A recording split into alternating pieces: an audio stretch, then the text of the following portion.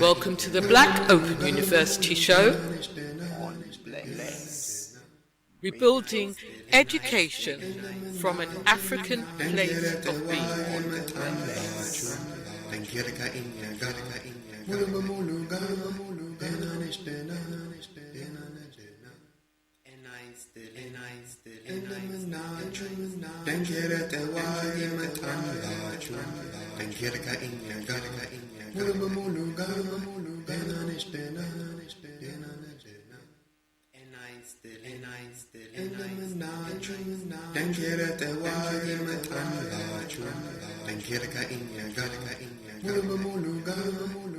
Welcome to the Black Open University show. Rebuilding education from an African place of being.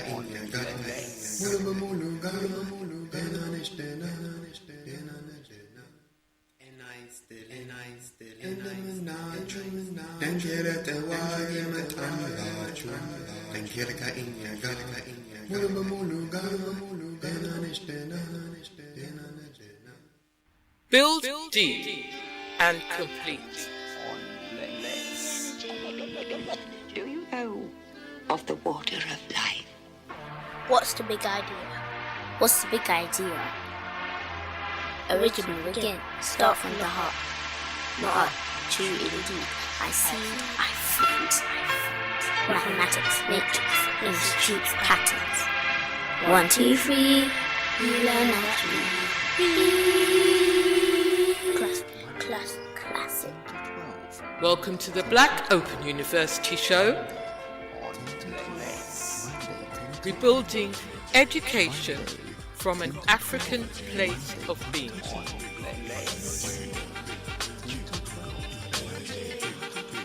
Welcome to the Black Open University show. Building education from an African place of being.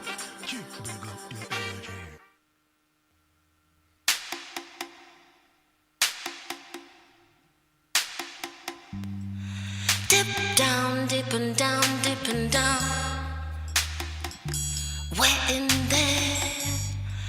Dip down, dip and down, dip and down. We're in there.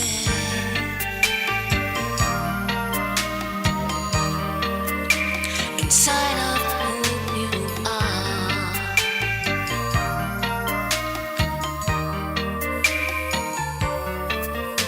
Inside of who you are. Time has its own way to be. Gracious behavior is the savior. It seems to be inside of who you are. The sky is like a storybook with sand in your eyes. See the light, come and see sunrise inside of who you are.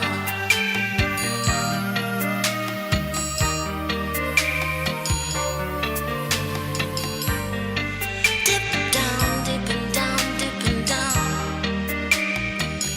We're in there. Dip down, dip and down, dip and down. We're in there.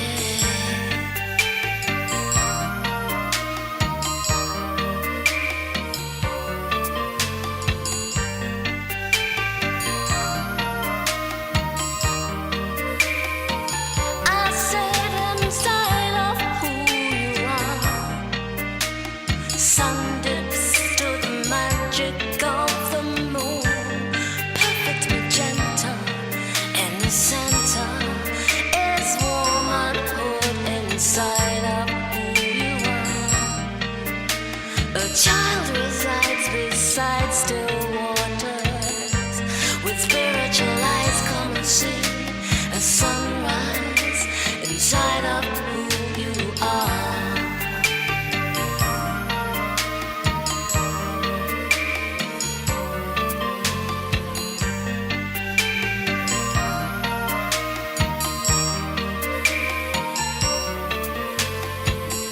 A child resides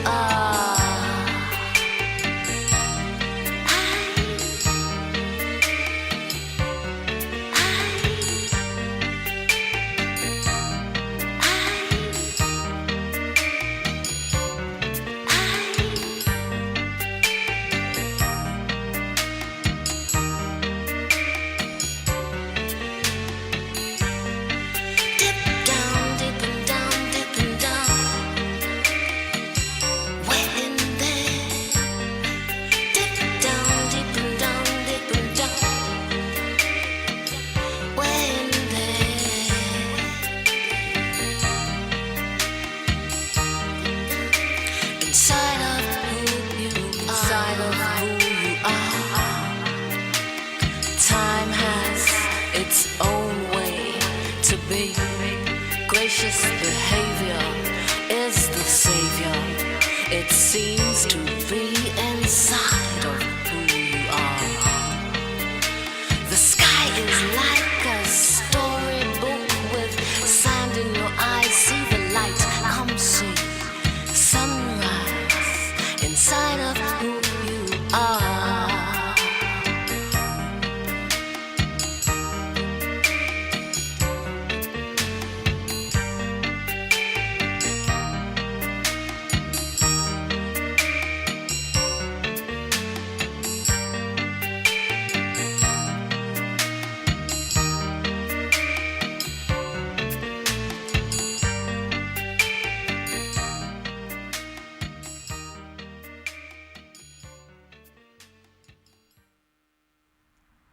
Welcome to the Black Open University show on Bless.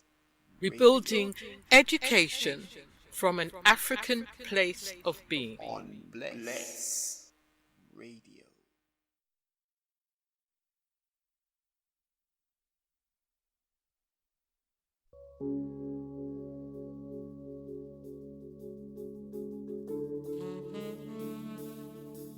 Welcome. Hashima, respectful greetings to all ones. This is Astamari Bartekun from Black Open University. It's a pleasure to be here in the Bless Studios. We give thanks, as we must do, to those who came before. Very, very tangibly, the mighty one Omawale with the powerful Pan-African reasoning. Previous host, fantastic. We give thanks to all the Bless studio members, management, engineers, DJs, community, everyone. We give thanks. But let me give our new tradition for you. Maybe it's new to hear the Salamta.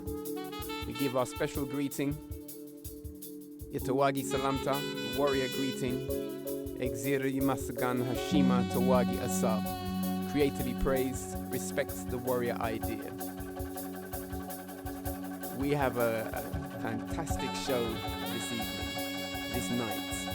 And I'm giving thanks to you all for your feed forward. I'm receiving a lot of commentary about the show, getting the impression that ones are enjoying it, finding it edifying, endarkening, enriching in many ways. So we give thanks for that. I will keep going with the introduction of how we do what we're doing, because it's a different format, it's a different kind of show. So I should have to explain just a little bit about how it goes, the format of the show, and what we're going to achieve with these powerful formats. The first part of the show we call Gzat. Gzat means province. Province is about space. It's about space, environment, personal space, family space, community space, nation space, all kinds of space. We're going to be doing things that you would typically call astronomy, studying the environment beyond the planets to give us a better sense of the space that we are in. It's good to take ourselves outside of the very obvious into things that are a little harder to perceive. So we'll be exploring that under that part of the show. It's called Gzat. The next part of the show is called Zenagize. Zenagize is about news. We'll be giving news, sharing the news in education. The organization is Black Open University, and this is part of Abundant Centres UK Development Trust. We're a learner cooperative based at the Chestnut Community Centre in Tottenham. We'll be dealing with news both locally here in the UK, but more often global news affecting Pan-Africa. And this week the news spreads into our special feature towards the end. We'll be talking about e-learning from an African point of view. There's been a conference in Nairobi recently, and we'll be getting some feedback from that. And I trust you'll find it very interesting for this. The show will flow. We've got a lot to do. The BOU course insights. We have 4 flagship courses, and each week I'll be giving just a little sense about what's going on in those courses and the kind of learning areas we touch on in them. Level being 9, mastery and preparation for mastery.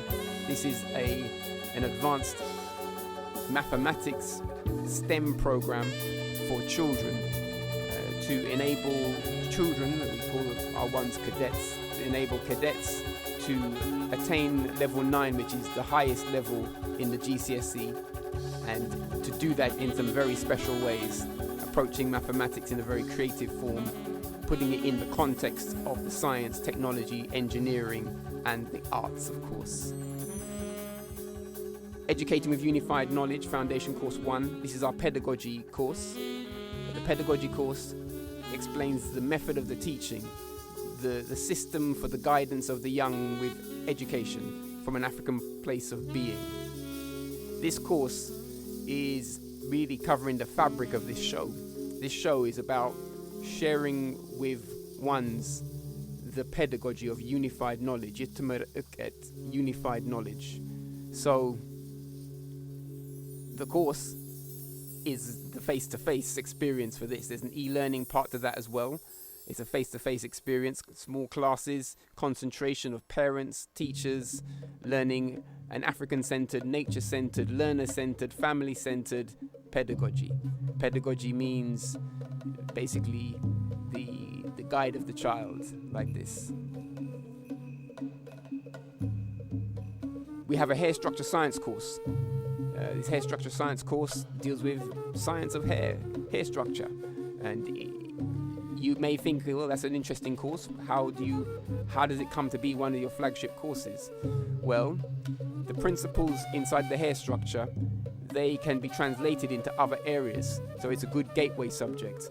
And obviously, at least half the population have a great concern about their hair. So we're keenly supporting the interest and allowing ones to go into overstanding of the principles of hair growth, hair health, hair structure, and other things that relate to this. Fourth one, Dankira Tawagi, warrior dance. So we have an African warrior dance class, African martial arts. We teach this program at the Chestnut, as we do with the others, and in centre spaces near to the Chestnut Centre. The warrior dance is cultural arts and science as it relates to the warrior, the African tradition of the champion. It is martial arts, it is dance, it is freedom of expression, it is breath command, it is drama, it is play, it is many things like this. Warrior STEM, warrior science, technology, engineering, and math. So those 4 are our flagship courses. We'll be touching on some areas of each of those this evening, just briefly. I'm still giving you the summary, so keep with the flow. I'm giving you the heads up on what's coming. In time, I trust you'll know the format so well that we can make this introduction a little lighter, but it's just number 3. We're number 3, the 3rd show in. So yes, I'll just give you the summary as it goes like this. So after those features on our flagship courses, we'll have the weekly special. And the weekly special this week is a continuation from the news, which is relating to e-learning. And we'll be exploring more commentary around this and a thing called MOOCs, which is mass online open courses. Large-scale courses designed to take thousands of people in a learnership on a journey of learning. And the impact of these kind of courses and approaches to learning upon Africa, they're growing and the model is being adopted. So we're going to review a conference that was in Nairobi recently, and you'll be able to hear from some sisters that attended the conference. They'll give feedback and I'll give some commentary on the commentary. Yes, so there's that. Very interesting. I think by now you must be seeing that this is a seriously seriously educational, educationist show.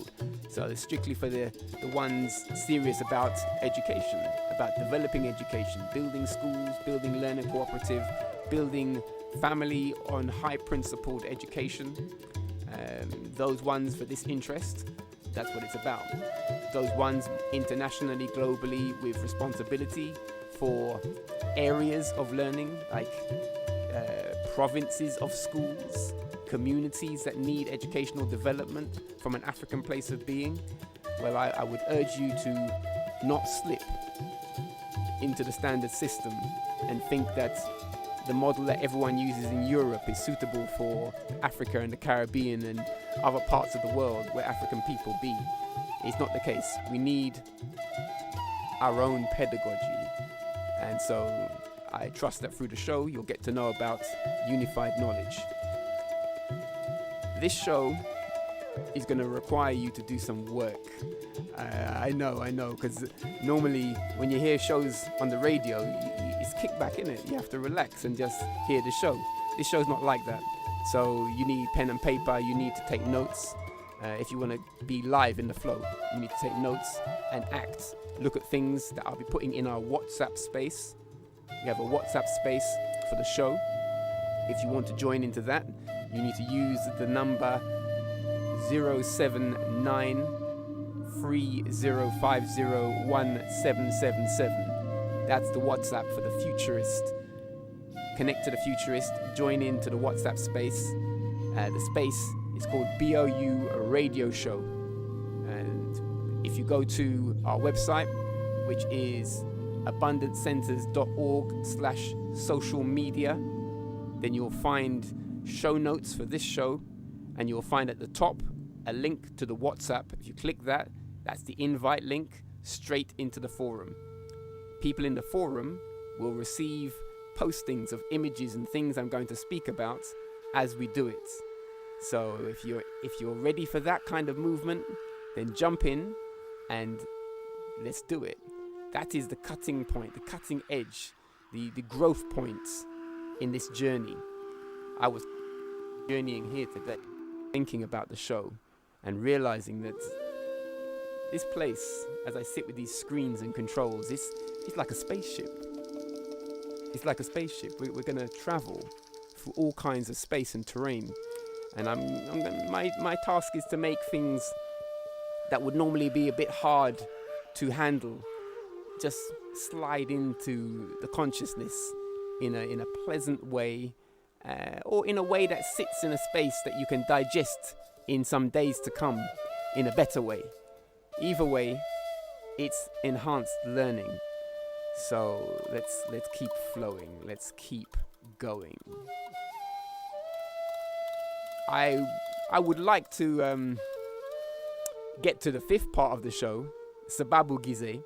Sababu Gize's reasoning. We have a format for that part though. 5 minutes commentary on anything that you've heard in the show. So the studio number in regard to that is 079 444 31366. But that part comes later on in the show.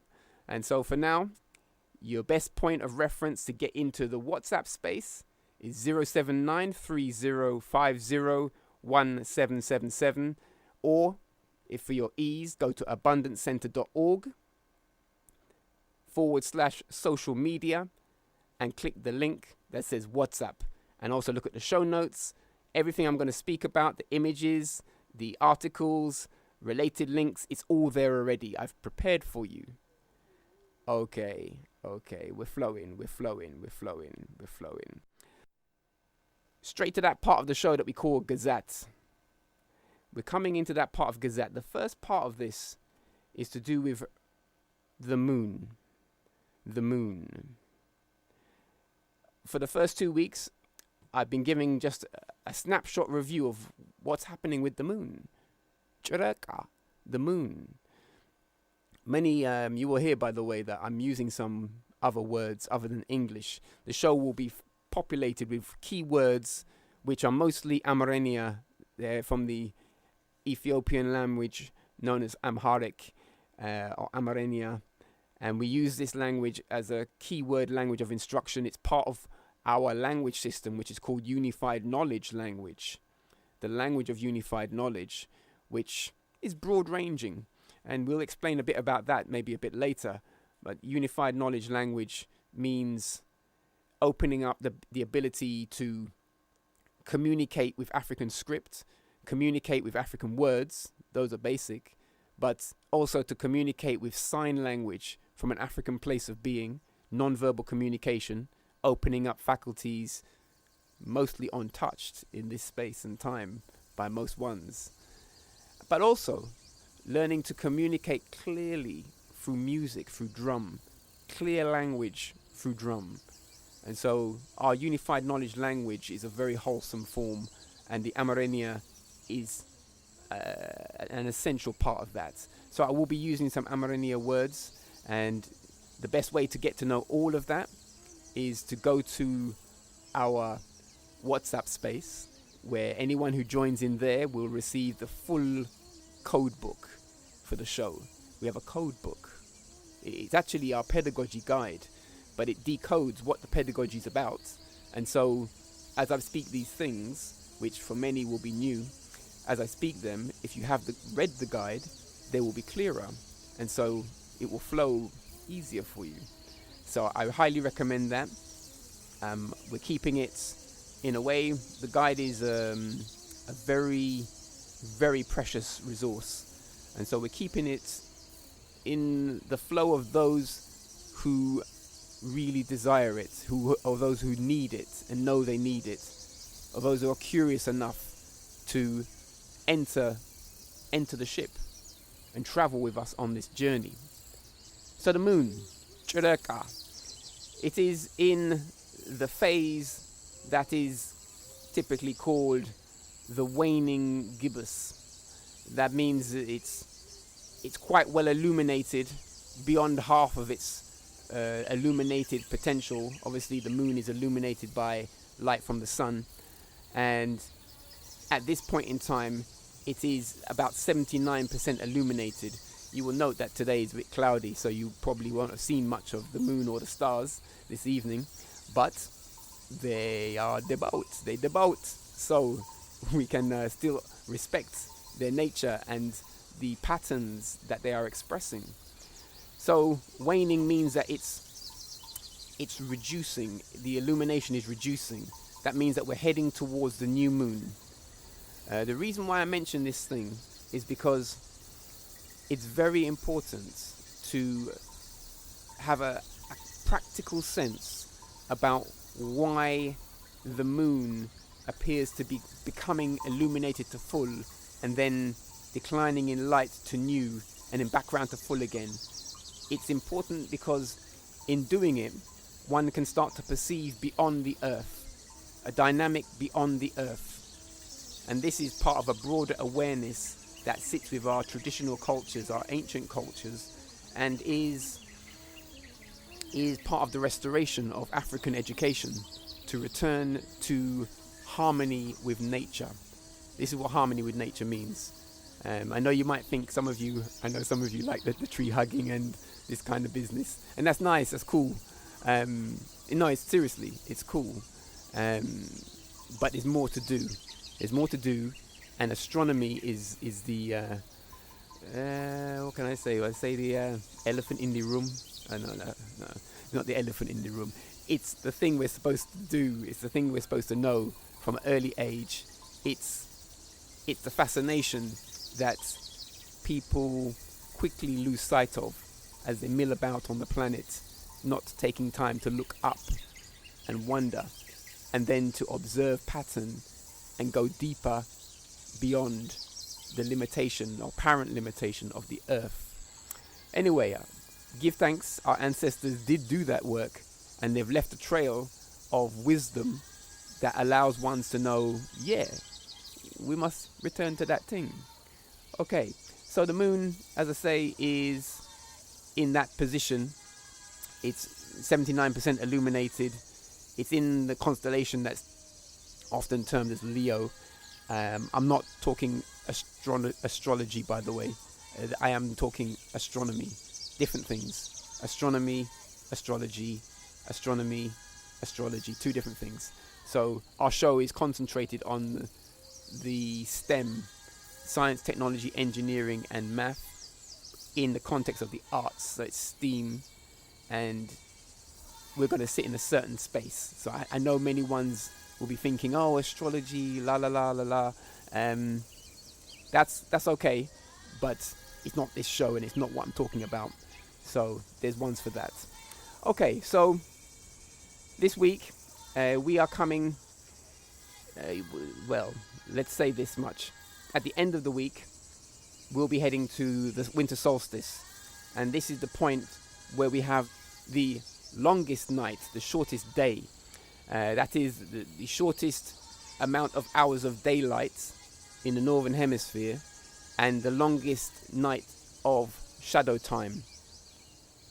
The Earth, in its journey around the sun and in its own relationship with itself, its own orbital axis dynamics, has this motion whereby the day gradually becomes longer and longer as it becomes the height of summer, till you get to the height of summer, and then you have the summer solstice, which is the longest day and the shortest night, which is shadow time. And then you come to the opposite of that, which is where we're coming to at the end of this week.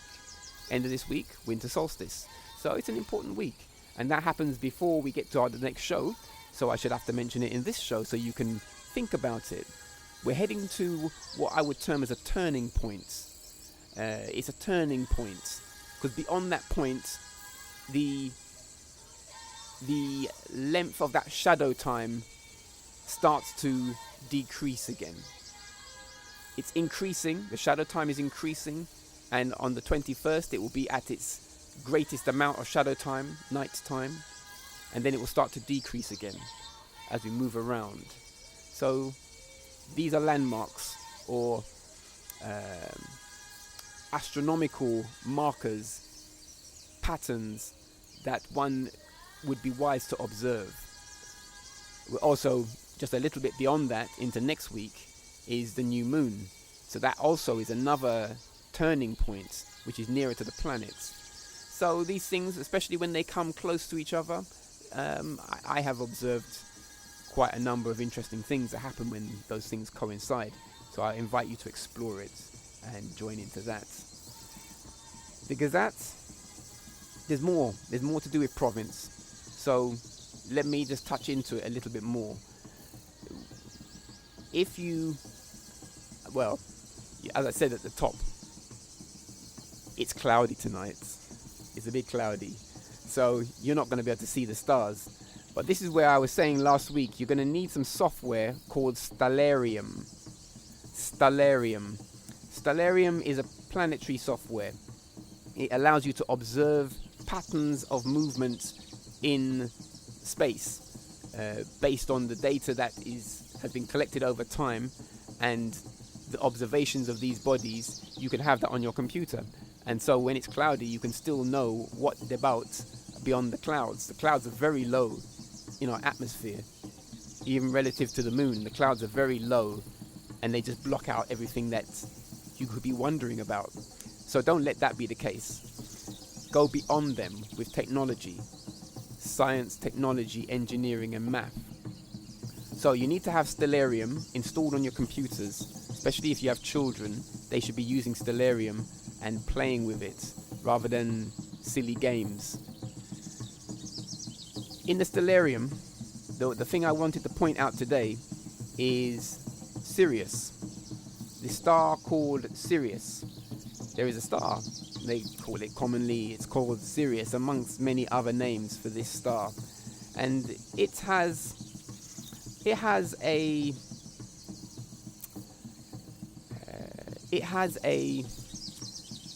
very powerful history in terms of how it's been respected by human beings. The way that humans have come to venerate this star, and it's found itself, it seems, into near enough every kind of religious and spiritual system. It's found a place to be important. It is the brightest star in the evening, at this time of the year, so it makes it to be a good landmark in the sky for other things. You will find it pointing a little bit away from what they call Orion's belt. So Orion is another constellation, and so I would invite you to try to locate it. So I've given you a couple of examples of how Orion, that constellation, is a popular one. So if you find that, then Sirius is not too far to the left of that. Now let me be a bit more accurate about the finding of things. You'll need a compass. I know I'm giving you homework. You didn't expect that for the show, but it's like that. The show's like this. So you'll need a compass. You need to know where south is. Not just, you need to know for your house. Like in your house, you need to know where south is, generally speaking. So you know your orientation, north and south and east and west, the cardinal points. Compass will let you do that. It's probably on your phone. You can probably get the compass on your phone. So, and if you don't have it, you can probably download something that will give you the compass on your phone. So it's in your hand. When you have the compass, you have to locate south. And if you locate south now, and then you look 68 degrees to the left and 41 degrees up off the horizon, you'll be seeing Sirius. You're thinking that what's he talking about, degrees this way and degrees that way? Yeah, we need to become better orientated in space and time, and that means using measures like angle to have a bearing on things, to locate objects more precisely. So let me help with this, because we have in our class, our warrior dance class, we have ways to teach about angle and space in dance. See, that's a good way to learn about this, to learn about spatial awareness on a personal level, and then broaden it out to a planetary level. Yeah. So what I would invite you to do is to perfect making a 90-degree angle with your arms. So for example, if you're pointing your right hand straight forward and you're pointing your left hand straight out to the side, then you should be making a 90-degree angle. Right. So then if you've got that 90-degree angle, then half of it is 45. And if you can get 45, then the space between the 45 degrees, which is 45 degrees, if you could split that into 3 parts, you've got 15 degrees in each part. And this is a way to start to feel out a measurement. So when I said 41 degrees above the horizon, all you needed to do was get to 45 degrees and just nudge it down a touch. It's not so difficult. It's not so difficult. When I said 68 degrees to the left, then really, if you've got the 90 degrees clear and you divide the 90 into 3 parts, 30, 30, 30, then 2 of the 30s is 60 degrees, you've got a rough idea. This is called estimation, and it's an important principle in mathematics to make estimations, calculations, and forecasts. This is the way of the mathematics. And yes, I really am inviting you to do this kind of work. I really, really am, because inside of it is a heightened consciousness, and that is what the Gzat part of the show is about. So let me just end by saying that as well as being the brightest object in the sky, Sirius, in terms of stars, it's also been used by the ancients as a marker, apart from religious points, as a marker for calendars, and for relationships to seasonal water flow. There's something profound about the way you can reference things that happen on the Earth with the star system, and still be physical science astronomy. Okay. So I guess by now you're probably thinking, oh wow, that's a lot of homework. That's a lot of homework. Astamar is giving us so much homework to do. Well, I will ease up the flow for you. You know I have to do that because I know that it can be a bit challenging, to be given so much work to do. So I'm going to ease up the flow for you and give you just a hint of the way of the black scientist.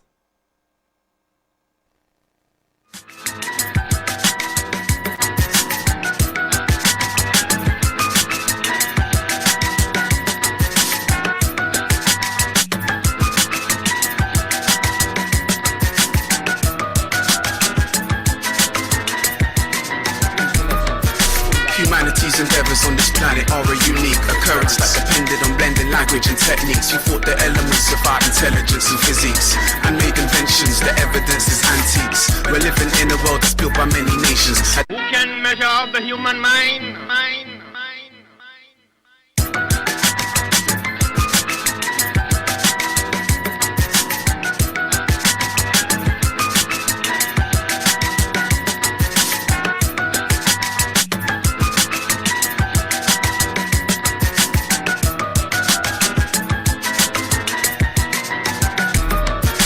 Humanity's endeavors on this planet are a unique occurrence that depended on blending language and techniques. You thought the elements of our intelligence and physics and made inventions, the evidence is antiques. We're living in a world that's built by many nations. At different times in history, the core civilizations whose innovations paved the way for future generations, whether Mesopotamian, Greek, Islamic or Egyptian. And what they had in common was a world to be uncovered, the liberty to act and then the freedom to discover. So the transatlantic slave trade could only act as mother, the flames of a potential that's been fighting to recover. But underneath the trauma and despite the tragedy, in the midst of segregation and facing adversity, Edward Boucher graduated university in 1876 with a physics PhD. We all have a Human mind, that's inherited, and we should use it in the best way we can for the future of society, and making sure. being mentioned in history. And we should never underestimate her. Human mind, It's imperative that we should learn from the lessons of all relatives in human. society, Never again. not to be mentioned in history. In 1792, Benjamin Banneker first produces almanac, a stargazer's calendar. Because he weren't a slave, he had the freedom to discover. He became a surveyor, mathematician and astronomer. First black person with a patent, Thomas Jennings, was in 1821, which shows that the climate was changing. Remember Granville Woods, who had the passion for inventing? He was an electrician, both renowned and wide-ranging. Have you heard of Garrett Morgan? What a prolific inventor, coming to the rescue with his safety through the smoke protector. He even gained a patent for his traffic signal later, even though his success would be hindered by his colour. Now here's another man, he's an enlightening inventor. He modified the light bulb, his name was Louis Latimer. The skills that he portrayed was well regarded and sought after. Now imagine if a person's race had never been a factor. We all have a Human mind, that's inherited, and we should use it in the best way we can for the future of society, and making sure. being mentioned in history. And we should never underestimate her. Human mind, It's imperative that we should learn from the lessons of all relatives in human. society, Never again. not to be mentioned in history. History is told by the people who are writing it. The hands holding the pens and then the lips that are describing it. Along the way it might just get eroded or one-sided. Try not to get misguided or blinded. Use open eyelids. In the history of science, the characters are identified as mostly European, so we should be asking why. The communist conception see the scientists as white-skinned, like rest of the world didn't have the right skin type to classify the world into races. Isn't something new, it's been going on for ages. Unfamiliar faces get found in foreign places. This stimulates the labels that form the racial basis. So black people were defined like they were Uncultured and unrefined. now the world should be leaving that thinking behind, speculating to accumulate an open mind to keep searching. We all have a Human mind, that's inherited, and we should use it in the best way we can for the future of society, and making sure. being mentioned in history. And we should never underestimate her. Human mind, It's imperative that we should learn from the lessons of all relatives in human. society, Never again. not to be mentioned in history. So many scientists was held back by the colour of their skin, and a lot of them had doors closed in their face when they tried to achieve things for the human race. See who? A big shout out to all the people out there who's helping to. The first black woman in space was Macy Jennison, and she definitely on TV, Neil deGrasse Tyson, also Dr. S. James Gates Jr. and Dr. Elizabeth Russell Koller with her big amount of work, she definitely. And also a space scientist called Dr. Maggie Adarin, she's helping too. Respect you and respect you. Yes, yes. Big up to the one, John Chase. Fantastic STEM ambassador.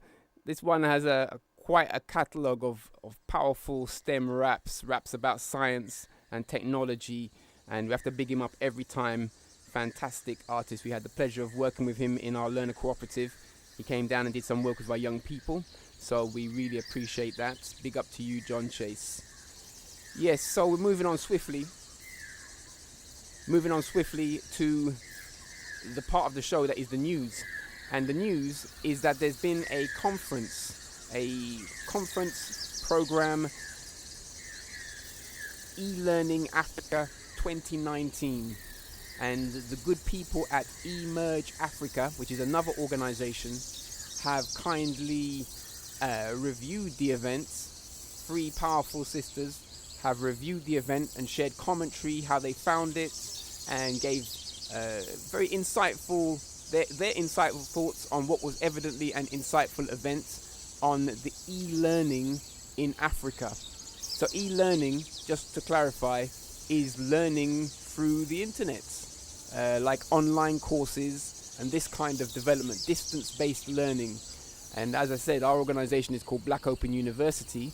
So those, you may see the let's say the connected word sound of Open University, and the Open University, as are many open universities, are platforms for expanding education, making it more accessible, sharing through distance-based media, using media to make the distance less of a barrier to learning, and in fact to make it good and easy to pick up advanced things.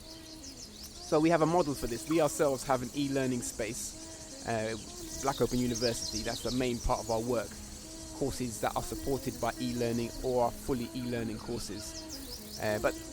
So I'm very interested to hear about this, and I took in a lot of notes from the commentary from the three sisters at eMerge Africa. They have quite a range of videos, YouTube videos and other commentary about e-learning and mass online courses in Africa. They've been doing a feature on it, so if you're really interested in how that develops and how that's developing, then I think they are ones to follow them on Twitter and follow them on their YouTube channel. Links will be provided. So there is Irene, Alice and Raticia. These three sisters, distinguished ones in the study of this field, give commentary. We're going to hear a little bit from them, so let me just cue it up for you so that you can hear from them how they found the eLearning Africa 2019 conference. I'm not playing all of their commentary, so you should definitely check out the full review online. The link will be in our space. So do check out the full review. There's a lot more detail, but I'm pulling out a few sections and we'll have a little commentary after that. So let's roll it. Build deep and complete. Do you know of the water of life? What's the big idea? What's the big idea? Original again, start from the heart. Not up, too indeed. I see, I freeze. Mathematics, matrix, institutes, patterns. 1, 2, 3, you learn at 3. Classic. Welcome to the Black Open University show. Rebuilding education from an African place of being.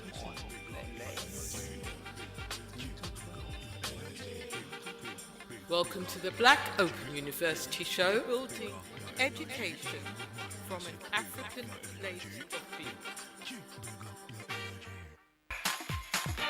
It's Africa's eye-opener. The platform for a new momentum for Africa's development. I get to meet people from across the continent. I'm really happy I came to eLearning Africa. We met everybody from ministers, leading the way on education in Africa, to the innovators and the young makers.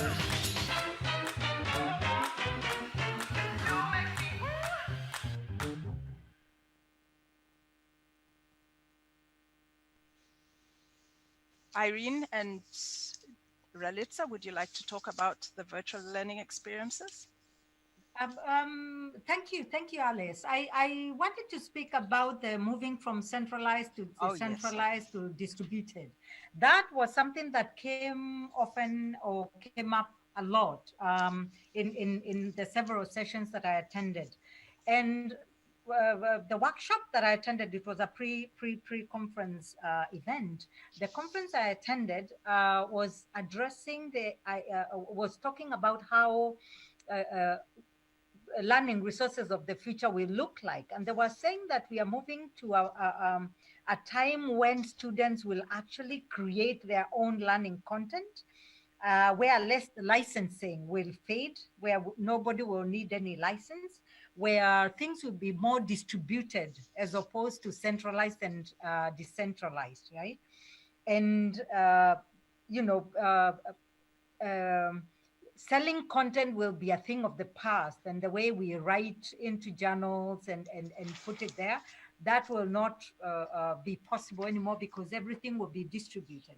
So the way they were saying the distribution is everybody who touches a document will be able to share it because they will not need any license. They will not need again. It comes back to where people will not worry so much about plagiarism anymore, as far as people understand that you need to say where you got your information from. So it was quite interesting to actually sit in a session or in several sessions where they were talking about the distribution of information for the future. Was one of the things.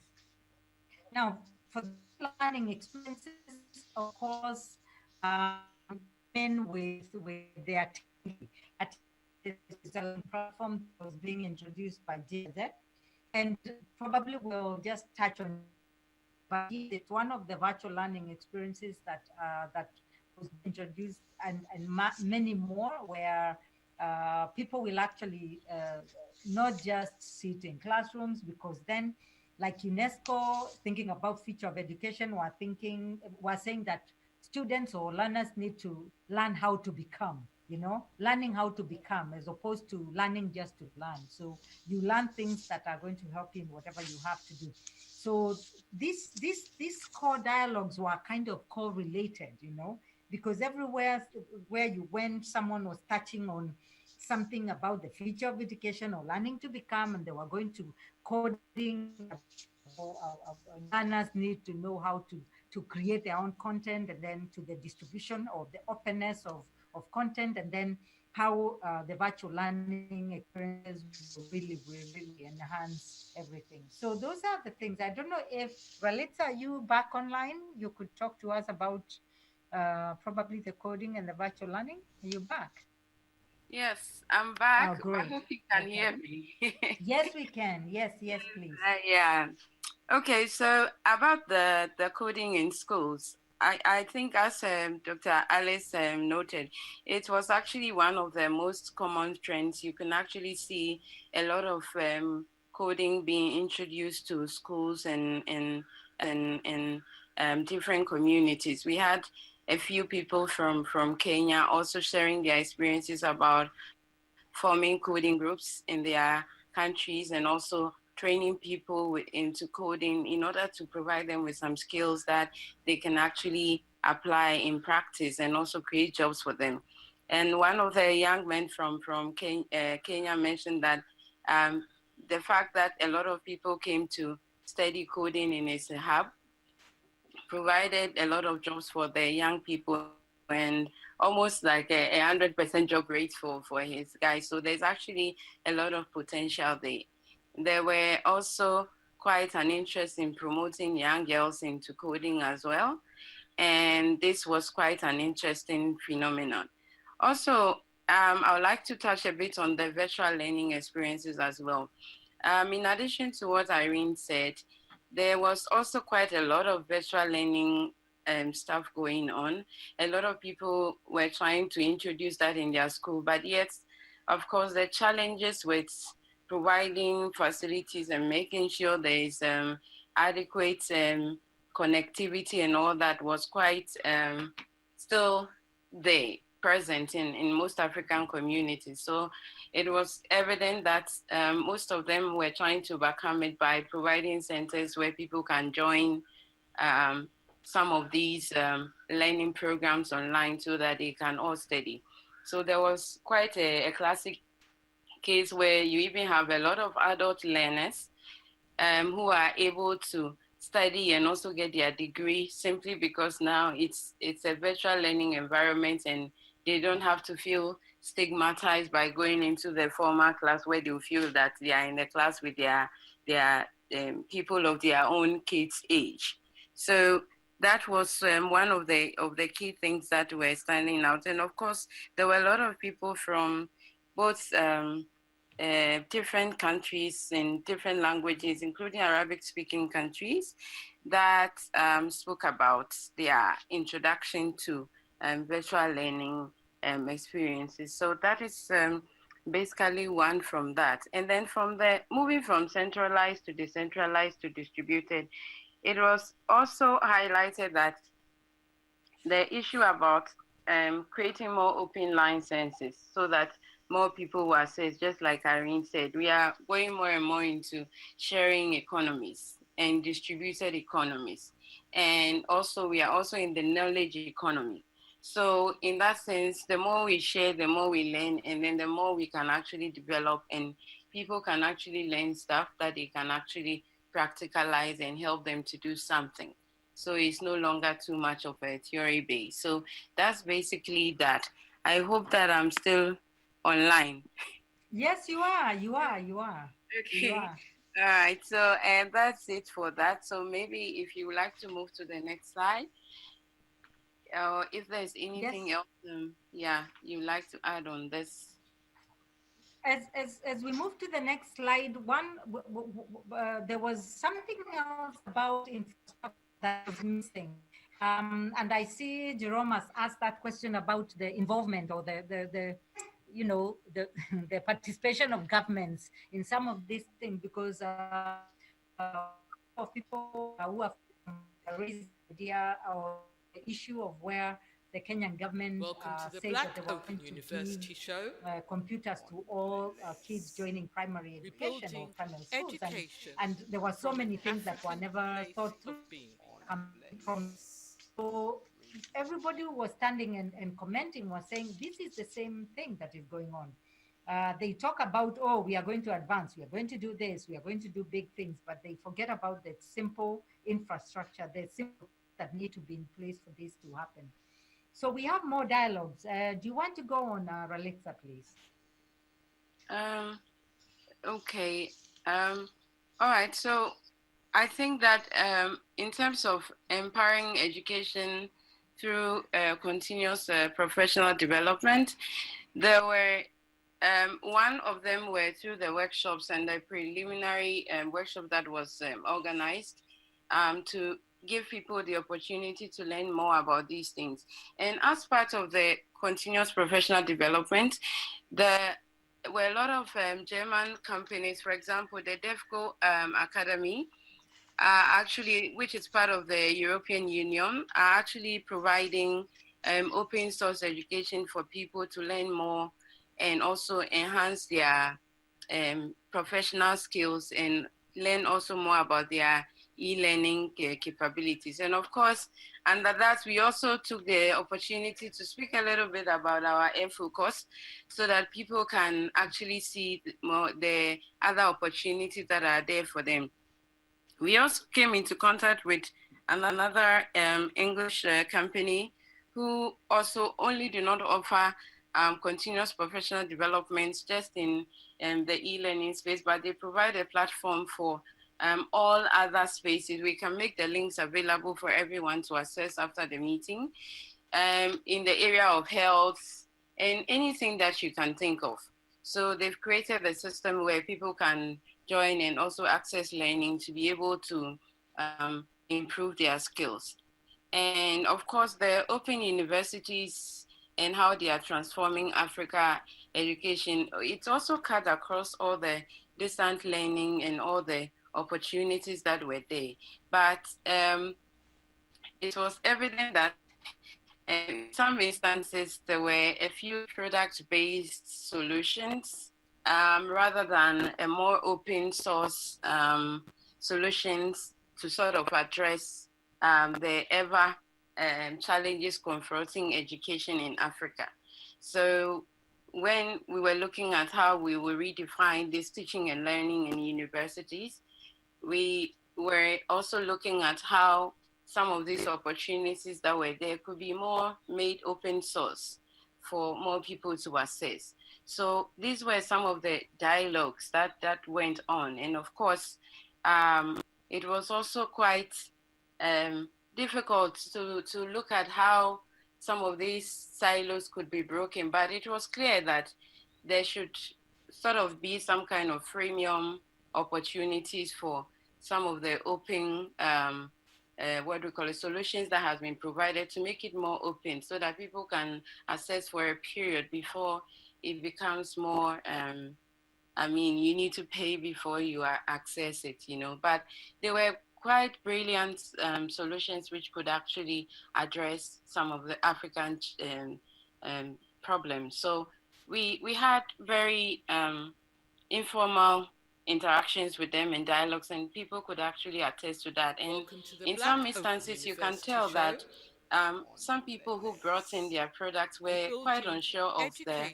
African terrain and we're now getting a bit more familiar with it, and the expectations had to be minimized a bit and readjust some of the solutions that were being brought on the market.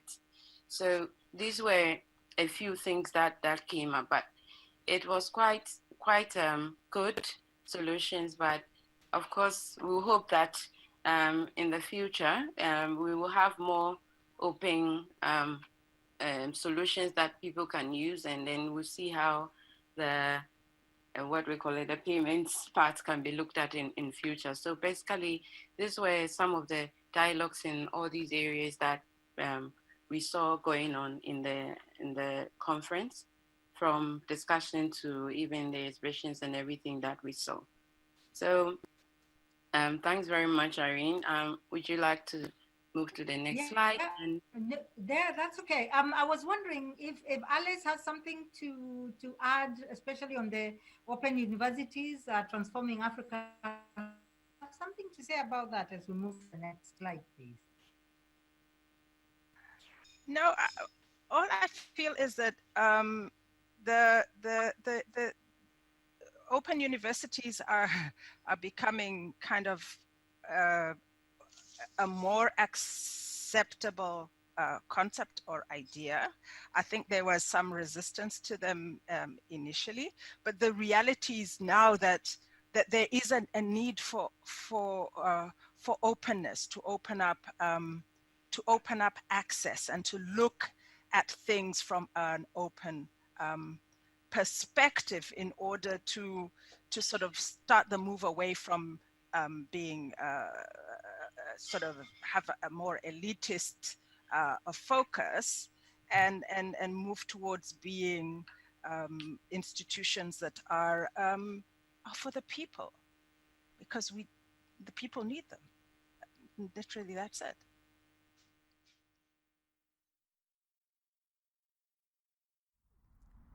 Welcome to the Black Open University Show on Bless.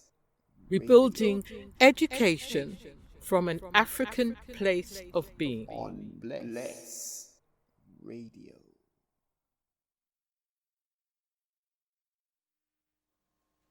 Yes, build deep, build deep. So we have to big up again the team at Emerge Africa, which is a separate organization reviewing e-learning and education in Africa, who attended the eLearning Africa 2019 conference and giving feedback on it. We much appreciate that.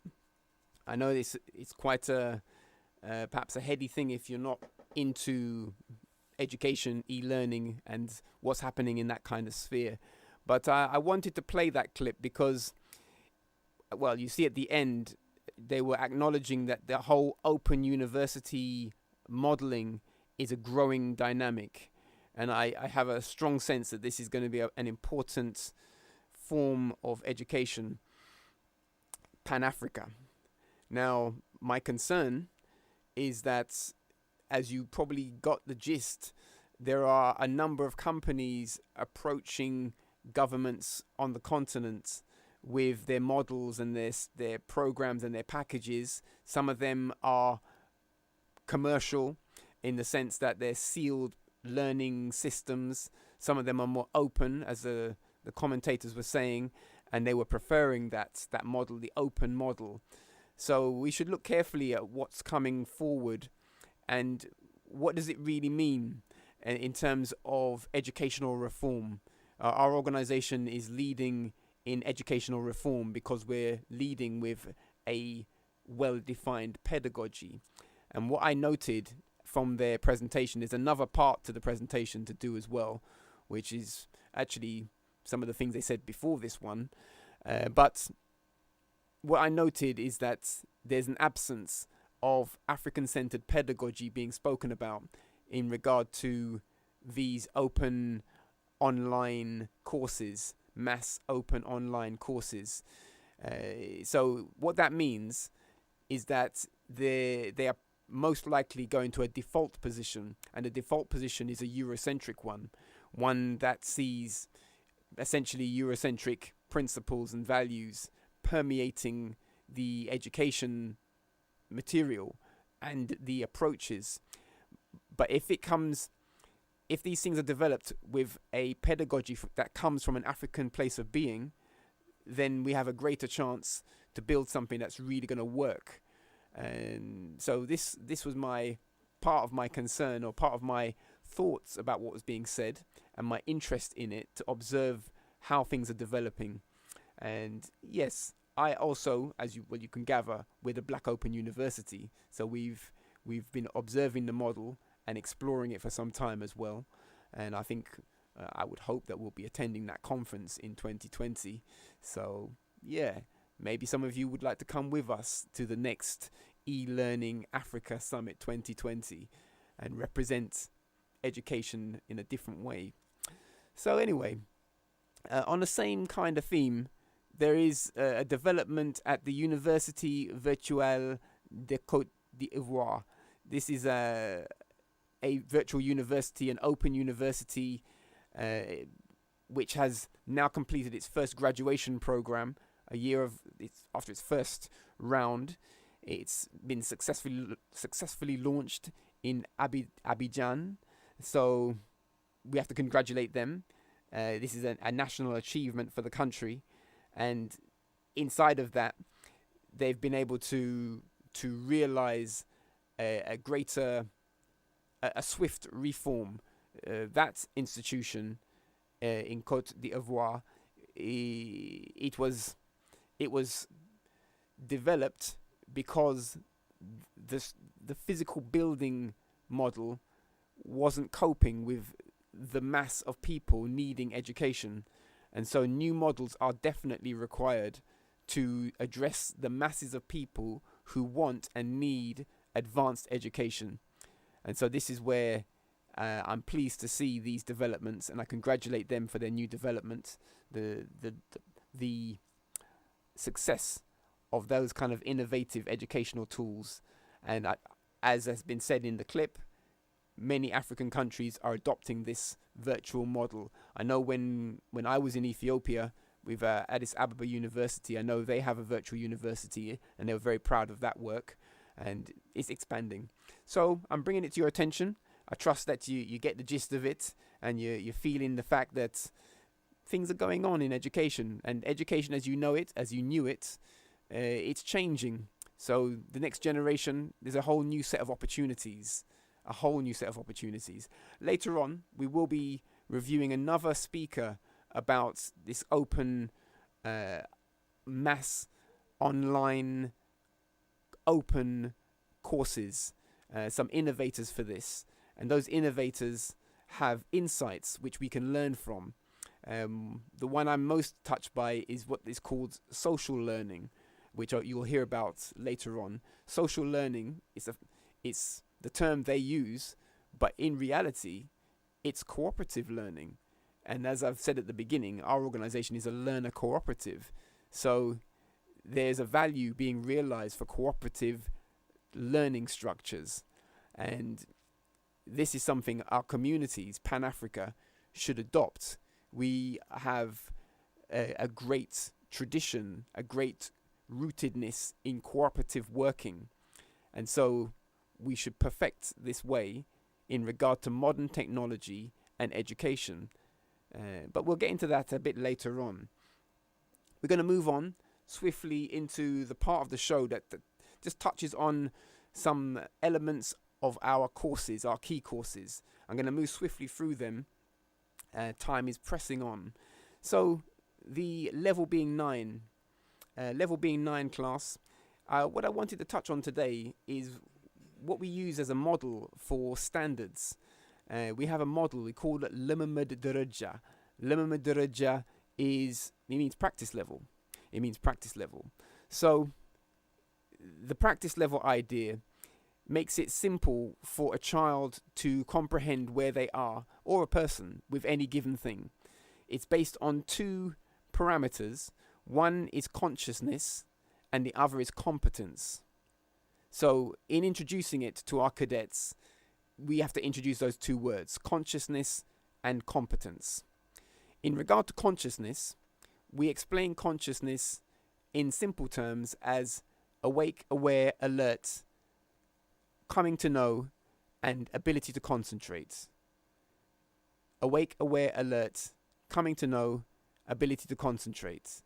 So these things capture something of the idea of consciousness for a practical sense in terms of learning. Then competence simply means to do a thing properly. So in regard to consciousness, one is either, to put it in simple terms, conscious or unconscious. There's obviously a graduation inside of this, but let's work with the modeling. Conscious or unconscious. There's 2 positions there. And in regard to competence, one is either competent or incompetent. Don't take incompetence personally. Everyone is incompetent at some things. And if you're learning a new thing, then at the beginning, surely you must be incompetent at it if it's new to you and you don't know the thing. So anyway, it's good for a young learner to embrace the terms and know when they are not competent and that they must move towards competence. So the practice levels, they move from 4 to 1, where 4 is a situation where a person is unconscious and incompetent. Practice level 4. Practice level 3 is the situation that could be termed conscious but incompetent, or unconscious but competent. This position, practice level 3 straddles this, and you'd have to reflect on what those terms mean, how you can be those things. But practice level 3 sits there. Practice level 2 is conscious and competent. So in any given task, we encourage the cadets to aim for this basic place, consciousness and competence, and to know that they've arrived at that place with any given task, conscious and competent. Then practice level 1 is super conscious and competent. Super conscious is relating to in the zone. In sports, people have a position that they can call being in the zone, and this is the essence of practice level 1. And obviously the level 9ers need to come to practice level 1 in many things, in many ways to know how to get to practice level 1 for themselves on given things. Anyway, I'm just sharing an insight into that. This is our practice level modeling. The next course, Educating with Unified Knowledge, Foundation Course 1. This is a pedagogy course. What I wanted to do now is simply to share with you the objectives and the broader culture of the practice. So, in summary, the way that this course is structured is that it goes through the culture of the approach to learning. It goes through the objectives of the approach to learning, which is unified knowledge, the objectives of unified knowledge, and also what you call the principles, processes, and protocols of unified knowledge. In regard to the culture, there are 2 key points. In regard to the objectives, there are 6 key points. So, for the culture, it's defined as Pan-African and Kemetic for classic reference. It's important to define the culture of your pedagogy because if you don't, then you ignore that position. And as I was saying regarding those mass online open courses, it seems that there are companies bringing courses and programs and systems into the continental space, African continental space, and the persons who are being presented to, maybe African leaders, ministers, regional leaders for education, individual schools, such things like this, may not be considering as carefully as we must the culture of the system that's being brought, the culture of the pedagogy that those kind of models can bring forward. So we define the culture in our system as Pan-African and Kemetic for the classic reference. In terms of objectives in our modeling, first of all, I should say that these are headline objectives because we have some deep modeling for what an objective is. Around the line of what we call SMART objectives, specific, measurable, realistic, agreed, and timed, but using an African modeling called Go Alumsal Alama, which goes into more detail involving symbol, involving a clarity of agreements in an objective, involving a better sense of the time cycles involved in it, involving a more essential value of the truth behind a learning objective. So we have our own modeling called Go Alumsal Alama, which is detailed into setting and achieving learning objectives. Everyone should have learning objectives. And if we, as a community, spend time to learn to define the learning objectives well and learn to manage them well, we'll be better off. But in the broad sense, there are 6 primary objectives for unified knowledge, the unified knowledge approach to education, which is also known as Yitmut. The first one is peace, the development of peace. This is an objective of the practice, an objective of using the learning. Peace is a baseline for all other developments. And it may sound something like just a kind of given, but it's not a given. It's not a given. Most people would like a better sense of peace. And it's something to study. It's something to defend. So the first objective is the development of peace. And always I have to mention my time with the wonderful monks of Zukwala Abo, the monastery on the top of Zukwala mountain in Ethiopia. The Gzat teacher, the ancient language teachers there, shared with I that the ancient word for peace is the same as the ancient word for love, fikr. So peace and love, when you say peace and love, in the old sense, it's really one thing. It's blended, and you may have thought that before, but to me it's interesting to hear it, how it meets in classic language in Gzat. So fikr is the word for love, peace, Gzat, ancient language. Second primary objective, development of the mind's core.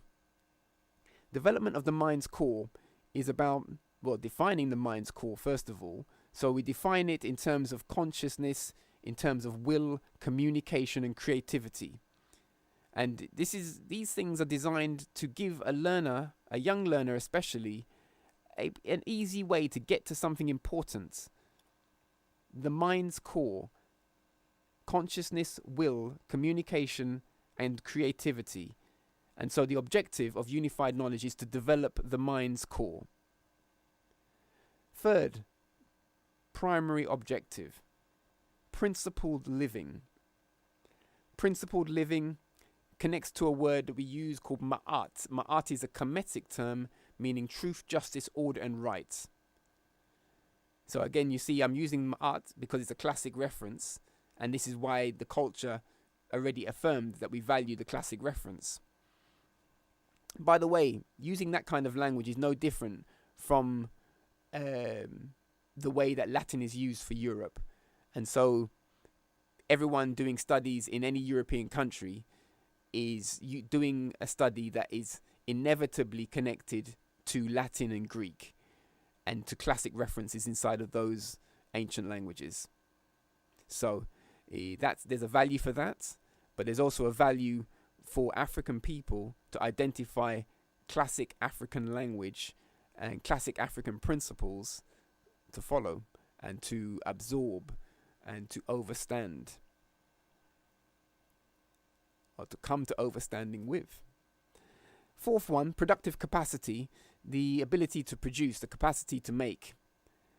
Fifth one, humanity, well, before we get to humanity overstood, fifth one, healthful space. Healthful space is the development of space that generates, preserves, establishes, maintains health. Healthful space. And there's many subtleties to what that means. Sixth one, humanity overstood. And humanity overstood, there's several ways to work with that. The first and primary way is that cadets and young people and people should have a clarity about the difference between human beings and animals, and why humans, although having an animalistic potential and baseline, have qualities that transcend other creatures that we know about, that we come into contact with on a daily basis on the planet. So there's something special for humans in many ways. And although it's common to speak in common modern science, it's common to give the impression that animals and humans are basically the same thing. In our pedagogy and with our traditions, we don't see it that way. And we have evidence for this. So these are the objectives, primary objectives. Okay, so moving on. Time is moving swiftly. I'm going to flow with it. We have moving on from the education pedagogy to the Dankira Tawagi. I'm going to jump over the hair structure science because the last show we went into depth on that groundbreaking news about how the hair dye was causing breast cancer in black women in a disproportionate way to other people.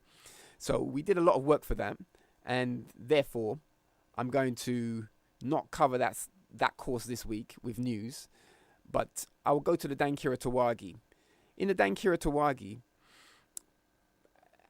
there are many elements to it. It's African martial arts, it's expression, it's drama, it's fun, and inside of it there are many things to pursue in terms of developing oneself.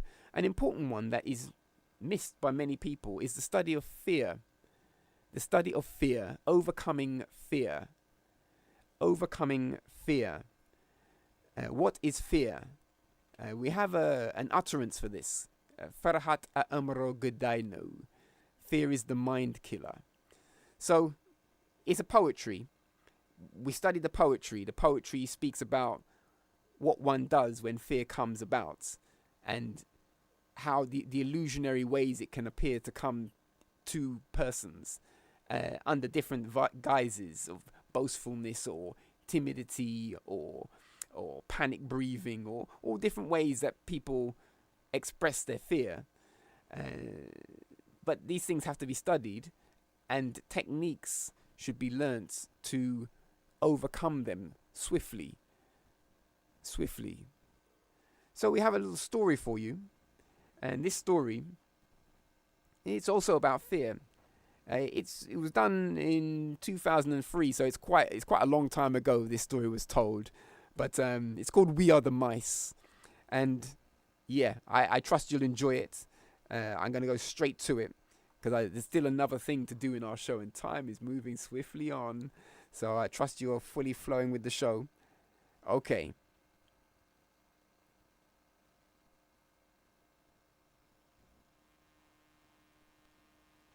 Build deep and complete. Welcome to the Black Open University show on Bless Radio.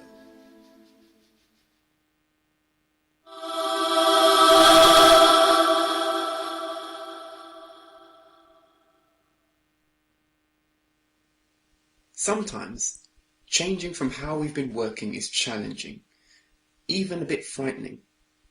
Take heart. Let's rise up to the challenges and beyond the fear. Remember that fear is the mind killer. It's a kind of mental trap. Also, it's a portal to the truth. We are the mice. Once upon a time, there was a community of mice that were tormented and frustrated by the notorious cat called Farhat. He took on the strongest desire to kill and eat at least one mouse each night. And as a result, the numbers of mice dwindled considerably, and their fear grew.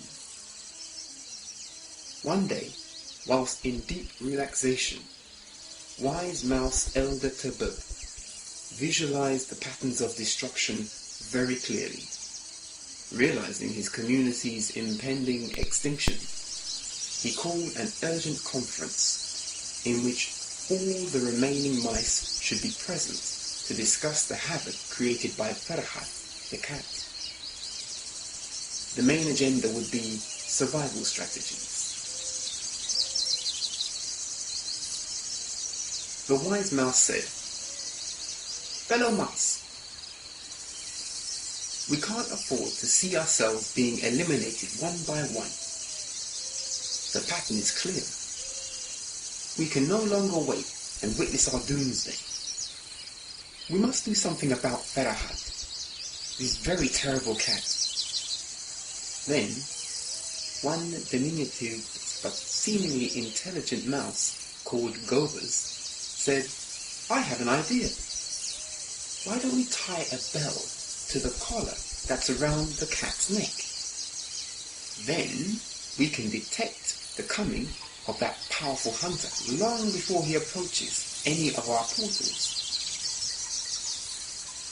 Whenever Farhat is near our profit centers, we can hear the bell ringing and vanish deep into our labyrinth, far beyond his reach." "Well," the wise mouse said, "it is a wonderful idea, but who's going to hang the bell onto Farhat's neck collar?" Following this question, silence reigned amongst the mice, and there was no answer whatsoever. Not one mouse could come up with even a glib answer. None could see a way. And as a result, the surviving mouse found themselves stuck in a kind of limbo. Wise Elder Tabot saw his family, all gathered, trembling and breathing faster than normal. He relaxed. Moments later, it came to him. "Let's think this through.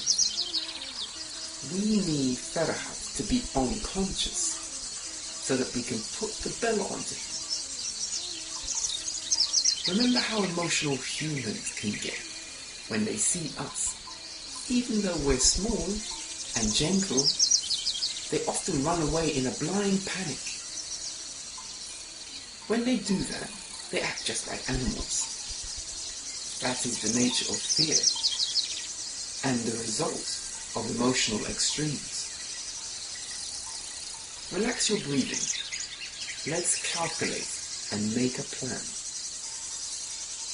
They gathered near each other and planned. As the principles of the plan became clear, so did its form, and with this, the seeds of courage grew amongst them.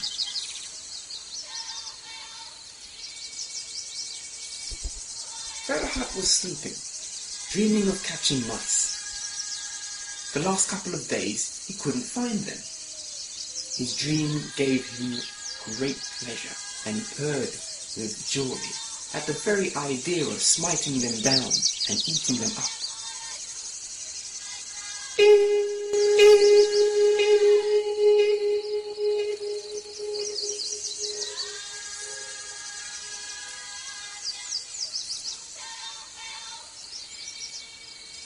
A sharp, piercing sound woke him violently. To his surprise, there were loads of mice before him, resonating that high-pitched, defiant sound.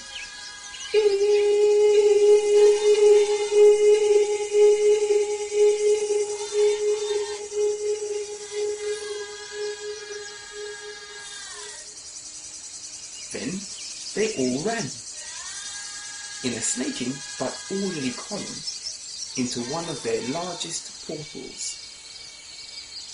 Ferahat got mad and darted for the hole. How dare they tease him in such a way?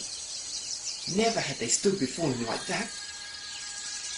Ferahat, the menacing cat, snarled and jammed his face into the hole with a thud, still hissing with rage.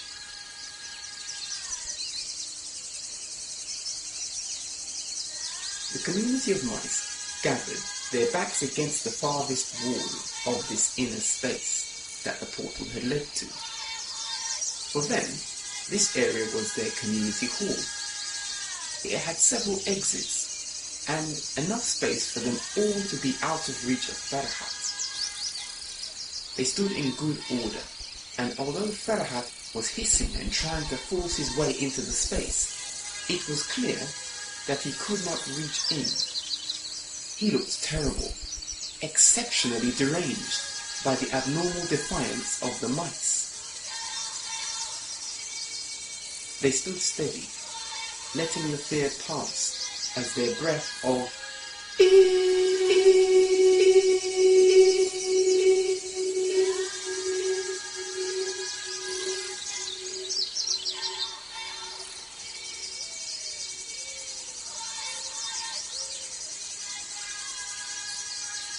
resonated powerfully in the small space. It was like a shield of protection for them, and thus their confidence grew. On the outside, a tiny mouse called Amlak, Mighty Mouse, crept up behind Ferahat, who was blindly pushing and snarling his face into the hole.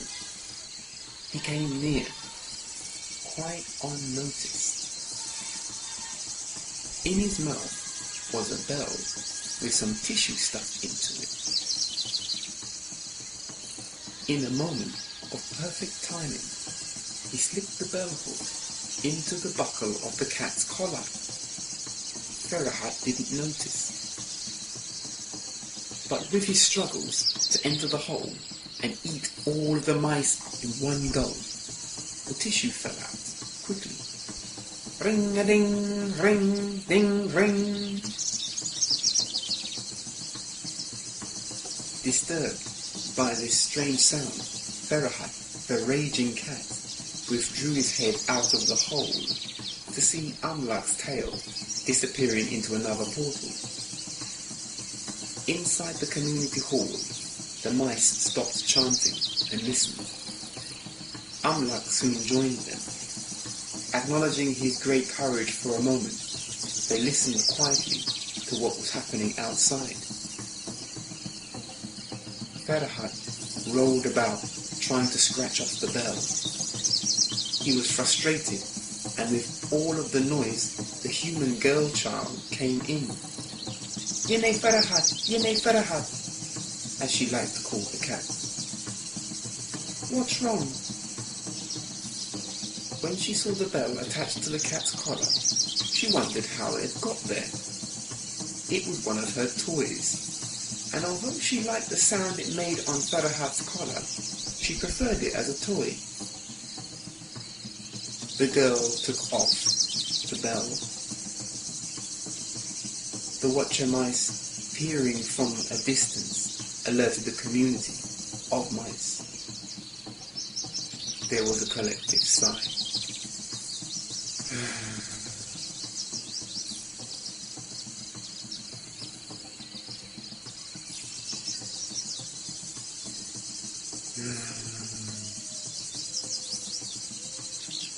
It was all over. They could never defeat Farhat now. This was the thought amongst many of them as their breathing began to move from the order of harmony. Wise Elder Tibet directed the survivors deep into their labyrinth of portals and tunnels. Arriving at one of their innermost sanctuaries, he directed them to breathe the resonance of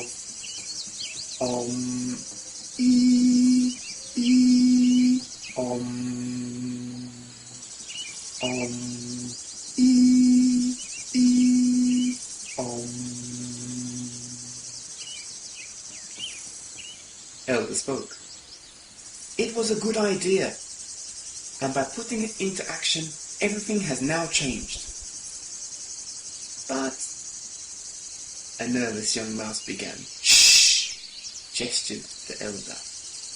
Let us pass the shadow hours in perfect reflection.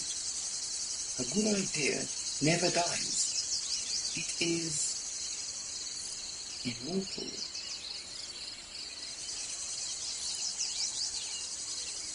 Nobody is to leave here till dawn. Don't go foraging for food. Tonight we will fast and wait for this time to pass.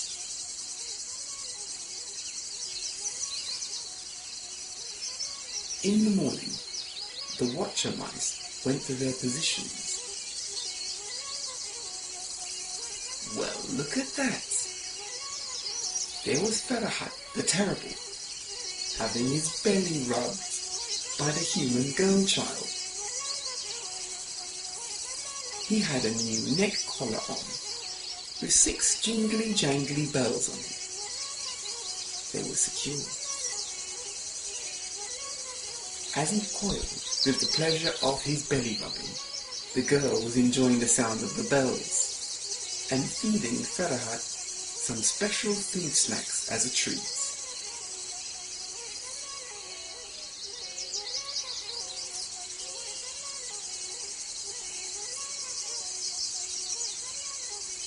As Farhat strutted and strolled around the house, jingling and jangling, he wondered where the mice were. He could smell them, but never saw them again. Cat was clever. He knew that his new sound was exposing his presence to them. He quickly lost the power to hunt them. Anyway, it was just a game to him, and now he could play with the human's mind and have her feed him too. He went to sit by the little girl's feet.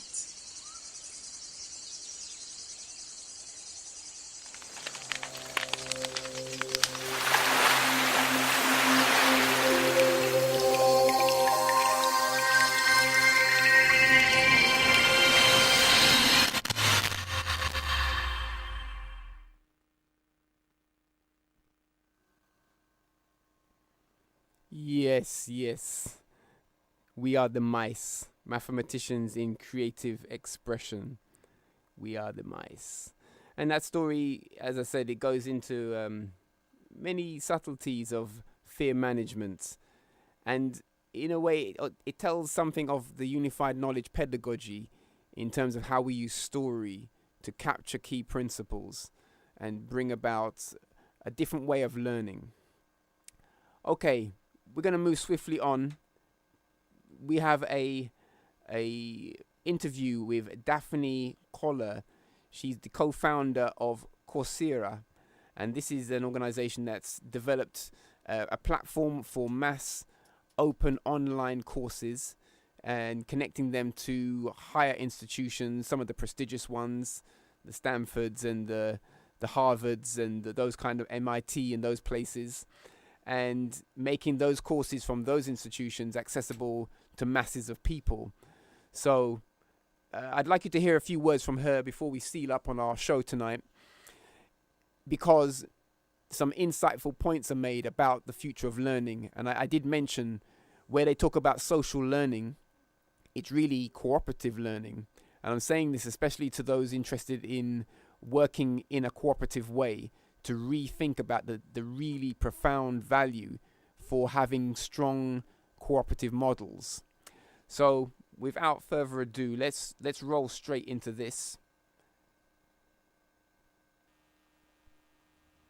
Build deep and complete. Welcome to the Black Open University show on Bless Radio. What's the most frustrating part today about taking an online course for people?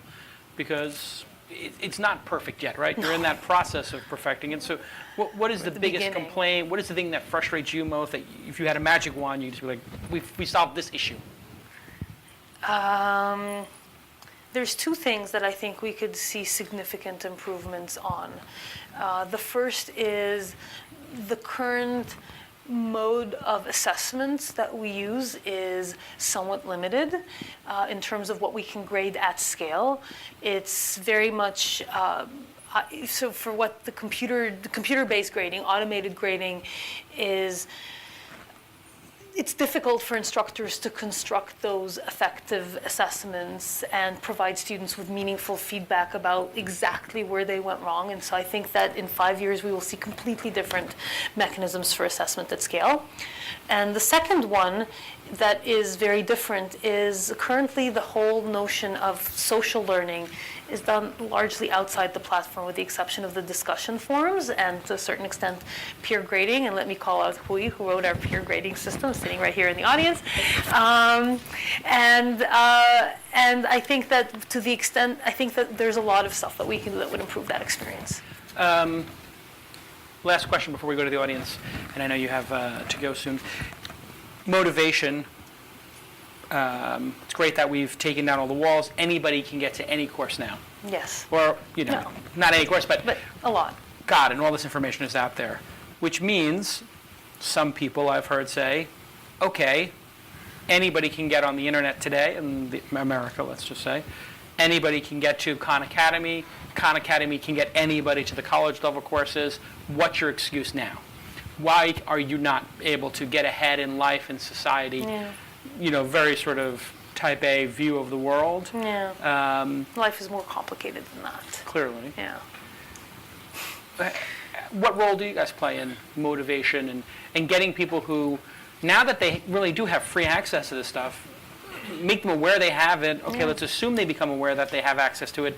How do you get them to actually be motivated to take the courses and to follow through? Is that your responsibility? Boy, that's a really good question. I mean, there's certainly a role that we can play in that, in increasing levels of motivation. Ideas like gamification, badges, rewards like the kind of credentials that you can earn. Social learning is another way of keeping people retained and motivated. What do you mean by that, social learning? So, for example, there are studies in traditional academic institutions that if you take students from disadvantaged backgrounds and send them to college as a cohort, a group of 10 from a similar socioeconomic background, their retention rates go from lower teens to somewhere in the 80s and 90s in terms of college completion. I mean, the differences are huge, and I think we're seeing those differences also in our student base.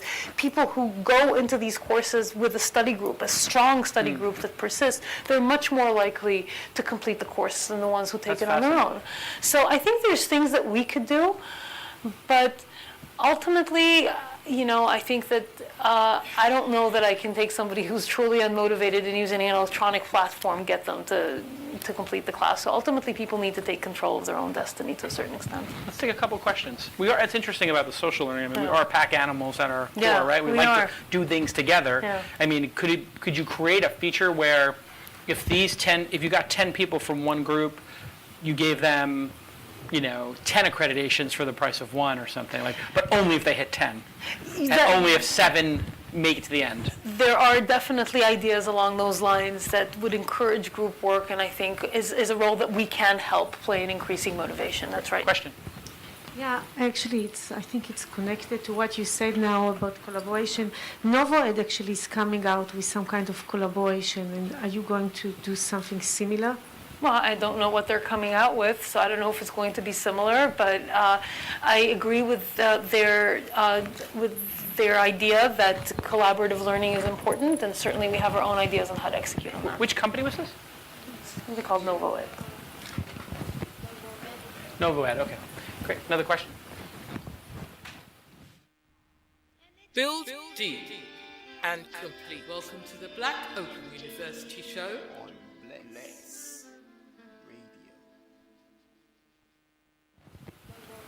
NovoEd, okay. Great. Another question? Hi, Daphne. My name is E, and I'm actually executing on that opportunity you mentioned in Sub-Saharan Africa, where we're actually extending open online courses, partnering with universities on the ground to offer the other half. One of my question is mobile. The mobile experience is horrible. And in Sub-Saharan Africa, we literally have no other option, right? The broadband doesn't work despite Google's, Google balance and stuff. The only way to get through to mobile is through the telcos. Are you guys going to work, or are you guys have anything in the works with, economizing the data that's transmitted via the videos, working on the experience so it actually works on mobile? I did mention you're going to have to do customer support here, yeah? When is mobile coming? So we are very delighted to report that after several months of searching, we have actually hired a mobile developer who will lead the mobile team. That's been something we've tried to do for a long time. It turns out these people are really hard to find. So it's now something that I can say is not just on our radar, but also on our immediate timeline to create a mobile application of which access in parts of the world where you don't have broadband 24/7 would be a big part of that. It's not the only part of, there's other things you can do, location-based services. For example, social learning, you want to find a group around you. There's a bunch of things that you can do. That's fascinating. Yeah. There are 50 people within 50 miles of you taking this course. Easily. Oh my. With the side of user. Wow, that could be so transformative. Isn't that cool? So there's a bunch of things. Like creating a book group around the course. That's right. Or, I want to do my Coursera homework. Is there somebody within 15 minutes drive who wants to sit and have a little study group discussion with me? There's a bunch of things that you can do with mobile that are beyond just the 24, the sort of the lack of broadband access. But so all of that's now going to be coming that we finally have somebody. A marketplace of like coaches or proctors, within Coursera, approved people, or just even if it was a peer marketplace, could help with that motivation problem. Like I could pay somebody $25 or $50 or $100 to coach me through whatever lessons I'm having issues with.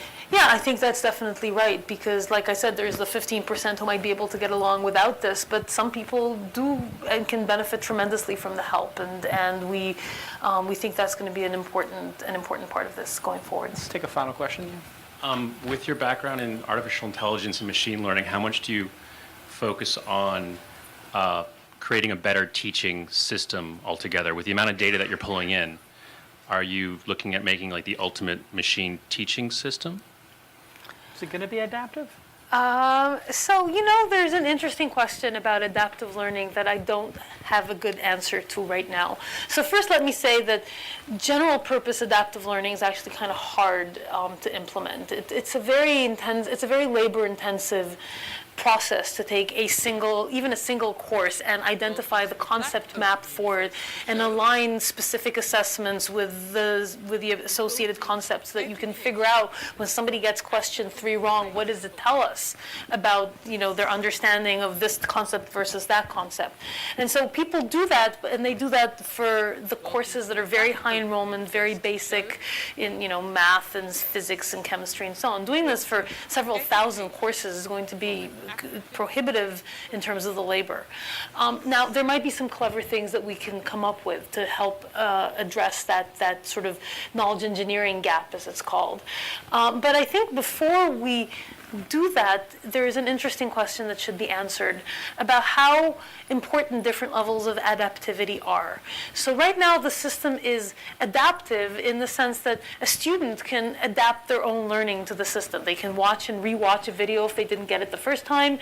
They can attempt the exercise multiple times because we have randomization and so on so that they really get it. And that's a baseline level of adaptation that that is a lot easier to achieve than the full-scale adaptive learning that sends you, you didn't get this, so you should go back and watch that video and try that exercise and go back and do this thing again. I don't know what the delta between those 2 levels is, and I think that's an empirical question that deserves study. And you do know that it costs a magnitude more to make that adaptive learning. It does, and it's also very difficult for the instructor. It requires a fair bit of work from the instructor to have that. Yeah. And since creating an online course is already a pretty labor-intensive thing for the instructor. If you added this additional requirement on top of them, we're going to get a lot fewer courses being created because people are going to say, whoa, this is already too much work for me as it is. Daphne Koller, Coursera. Thank you. Thank you so much. Welcome to the Black Open University show. On Bless. Rebuilding education from an African place of being. On Bless Radio.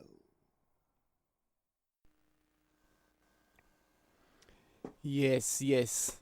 So you see, we went again into more of this e-learning space science from the ones who are really pushing the barriers, pushing the borders of the technology, amassing huge amounts of data, intelligence about how people are working with the new systems and sharing the insights. And so, in summary, I wanted just to highlight a few points before we close up our show. So, and also touching on the first conversation with the eMerge Africa team reviewing the eLearning Africa 2019 summit. A UNESCO document was referenced about learning to become. The actual document is called Learning to Be. It's a very lengthy document by UNESCO. And I would say, in summary, the principle of being and becoming as a fundamental, essential human quality is explored in the document. It's interesting to me to have such a title, Learning to Be. And this is something as simple as it sounds. If we as African people think about this, are African people being themselves? Are people, I think it applies to many people, but on the whole, with so much pressure around from economics and iconic imagery of wealth, beauty, power, that seems to sit outside of the hands of a large majority of people. And obviously I'm speaking of people of African heritage because this is a focal point for the show and for the organization. We should really reflect carefully on what this means. Learning to be, and to be from an African place of being. That's why we have that in our show strapline. From an African place of being. There's a meaning for that. And I would put forward this point at the end of our show, that the practice of Dankira Tawagi, the warrior dance, as a cultural art, as a vehicle for bringing together many cultural arts of drama, expression, dance, poetry, spoken word, and many things like this, as well as the physical fitness, martial arts, breathing techniques, and such things like that. All of that is an important dynamic in a learning program in terms of learning to be. And it sits in an important place in regard to STEM, science, technology, engineering, and math. That's why we work as a STEAM organization where the arts are blended with these things. They are part of the fabric of it. That's what it means. So I wanted you to hear the show, in our show,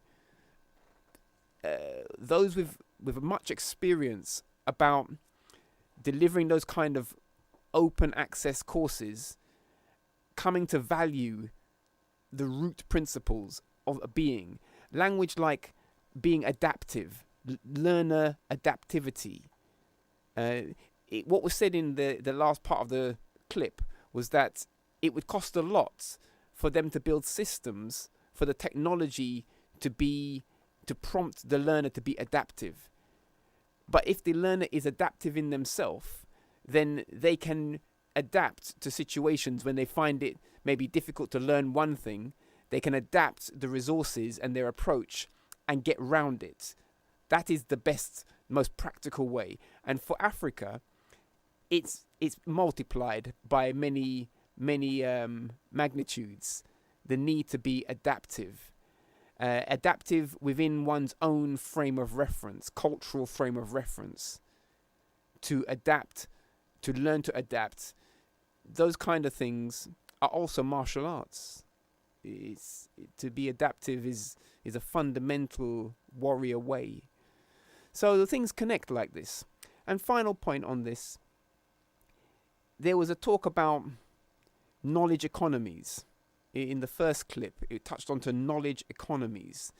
And those terms, they sound like, like a trendy kind of term. Like, it's the knowledge economy, business based on knowing stuff, on information management, masses of information and big data and this kind of business. But before, in truth, knowledge, if you remember, I was defining consciousness. And one of the points of consciousness is the ability to come to know. So it's consciousness. And so it's economy is based on consciousness. But before you can have an economy based on consciousness, you have to have sovereignty of your consciousness. You have to have a pristine, profoundly rooted, essential, self-nurturing relationship inside of one's consciousness.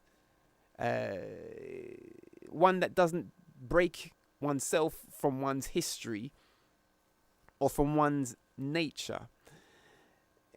If these things are not in place, then the politics breaks, and then the economics that breaks also. So, as trendy as it sounds, knowledge-based economy has to start with knowledge based in sovereignty, and that is probably a whole nother show. But yeah, there will come a time when these things will be easier to absorb and easier to act on. And on that note, I'm coming to the closure of our show. Let me say it now. I'll play out on the tune. Exiri Masagan Hashima Tawagi Asab. Creator be praised. Respect the warrior idea.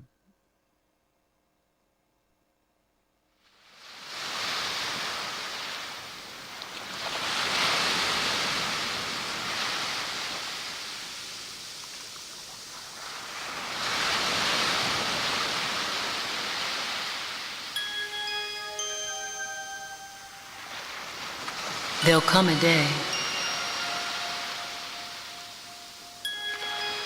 There'll come a day.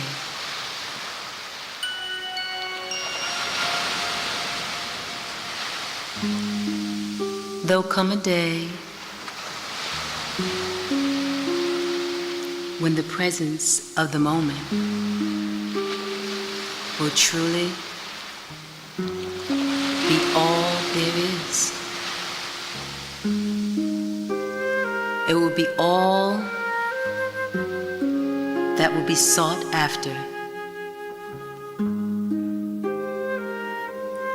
revealing within life's riches.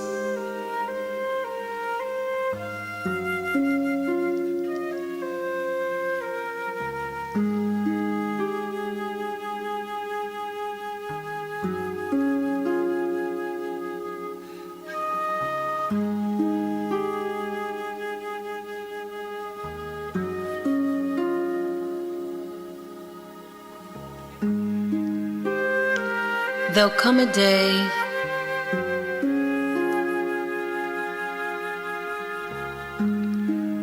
when we will stand for truly what we believe in, honoring only the truth as we truly see it.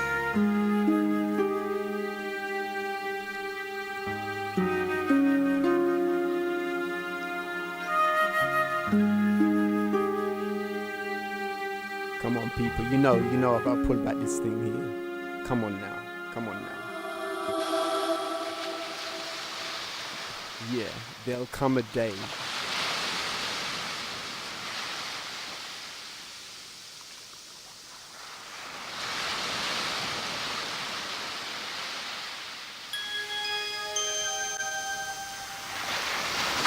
There'll come a day.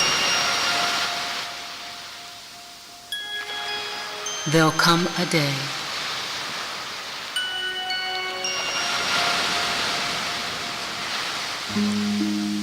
There'll come a day when the presence of the moment will truly be all there is. It will be all that will be sought after,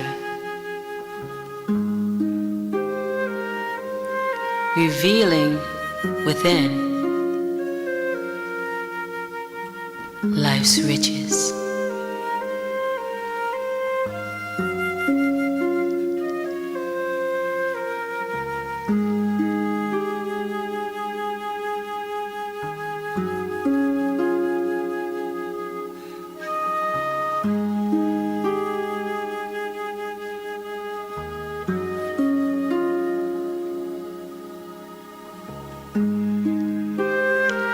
There'll come a day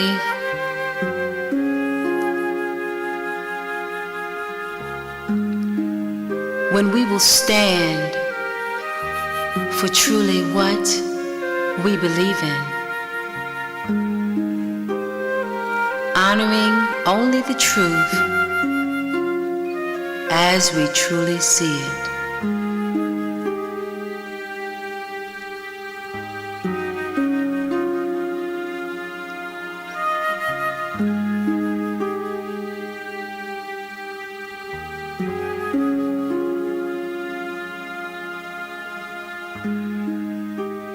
And on this day, the rainbows of light will set us free.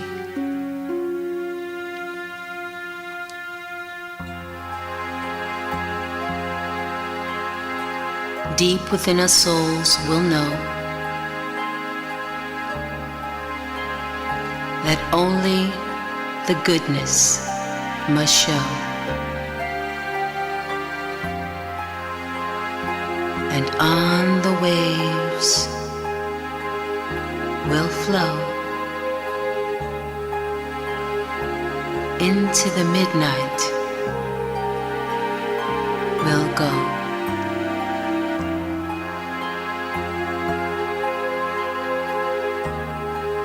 an abyss of which we'll have no fear,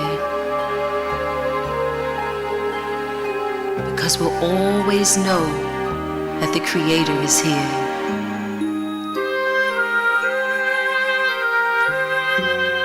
Here in our souls, here in our hearts, here in our minds, creating within us a certain peace.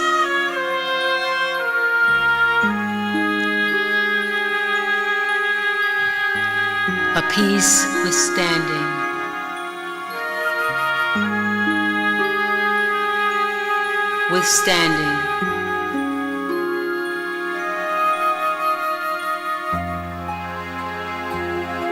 all the arrows of persecution,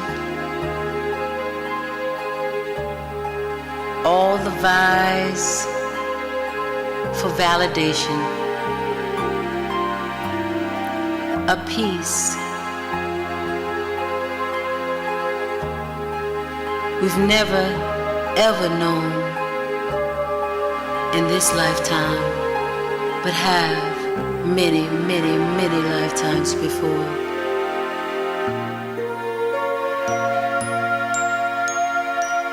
Open the door. Open the door to your heart. Release the anger. Release the tension. Release the shame, blame.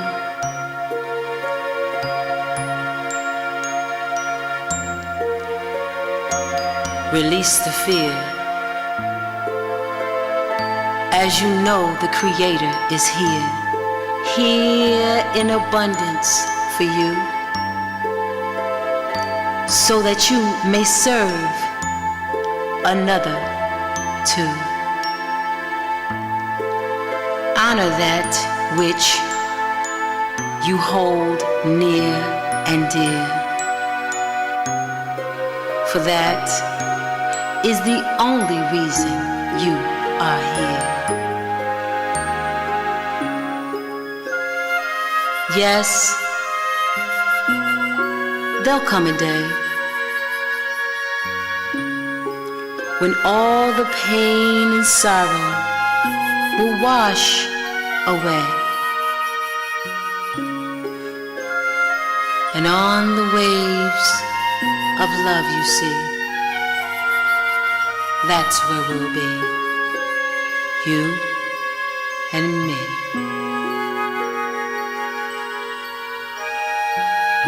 You and me.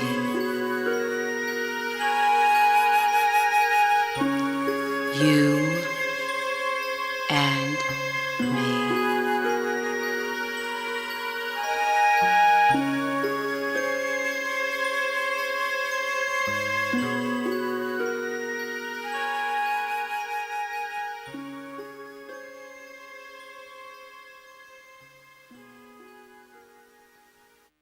Build deep and complete. Do you know of the water of life? What's the big idea? What's the big idea? Original again, start from the heart. Not too deep. I see, I freeze. Mathematics, matrix, institutes, patterns. 1, 2, 3, you learn naturally. Classic. Welcome to the Black Open University show. Rebuilding education from an African place of being.